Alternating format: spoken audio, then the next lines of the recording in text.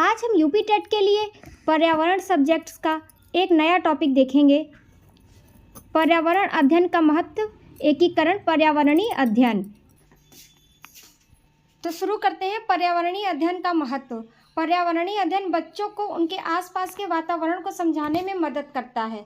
इसके मुख्य बिंदु कौन कौन से हैं? पर्यावरण के प्रति जागरूकता बढ़ता है, प्राकृतिक संसाधनों के संरक्षण की समझ देता है, वैज्ञानिक दृष्टिकोण विकसित करता है, सामाजिक जिम्मेदारी सिखाता है, बच्चों में समस्या समाधान क्षमता बढ़ाता है। ठीक है, तो एक एग्जाम ट्रिप से एक क्लू से देख लेते हैं। ईवीएस क्या होता है? Awareness plus value plus skill होता है। ठीक, अब दूसरा देखते हैं एकीकरण पर्यावरणीय अध्ययन। एकीकरण ईवीएस का मतलब विभिन्न विषयों जैसे साइंस, सोशल साइंस, लैंग्वेज को जोड़कर पढ़ाना। कैसे, आइए देखते हैं। जैसे पेड़ है तो साइंस प्लस सोशल इसका उपयोग, और लैंग्वेज कहानी और निबंध। एक पेड़ से 3 चीज़ें हो गई। ठीक, अब जैसे पानी से साइंस जल चक्र हो गया प्लस सोशल, उसका उपयोग कैसे किया जाता है ये देख लिए। तो एनसीईआरटी बेस पॉइंट क्या है? ईवीएस को अलग अलग नहीं बल्कि समग्र रूप से पढ़ाया जाता है, मतलब कई विषयों का संग्रह है ईवीएस। ठीक, अब एकीकरण ईवीएस से लाभ क्या है? मतलब ईवीएस में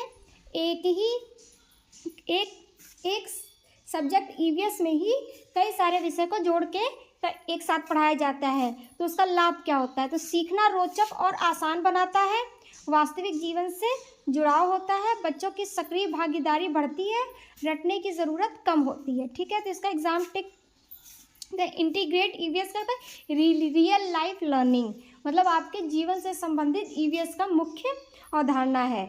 अब यहाँ पे हमारा ये टॉपिक समाप्त हो जाता है। अब इसके हम 5 वन लाइनर देखेंगे। तो ईवीएस का मुख्य उद्देश्य पर्यावरण में पर्यावरणीय जागरूकता विकसित करना है। ठीक है, दूसरा लाइन है एकीकरण ईवीएस में विभिन्न विषयों का समन्वय किया जाता है। तीसरा, ईवीएस बच्चों को वास्तविक जीवन से जोड़ता है, इसमें अनुभवात्मक अधिगम पर जोर दिया जाता है। एकीकरण ईवीएस में रटना नहीं समझना महत्वपूर्ण होता है। अब 5 एमसीक्यू देखते हैं जो यूपी टेट के एग्जाम में बार बार रिपीट होते हैं। पर्यावरणीय अध्ययन का मुख्य उद्देश्य क्या है? ए, केवल जानकारी देना, बी, पर्यावरणीय जागरूकता विकसित करना, सी, रटना, डी, केवल किताब पढ़ना। तो इसका सही आंसर है बी, पर्यावरणीय जागरूकता विकसित करना। दूसरा है एकीकरण ईवीएस का अर्थ क्या है?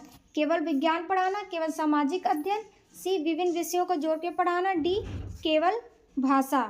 तो इसका सही आंसर है विभिन्न विषयों को जोड़ के पढ़ाना।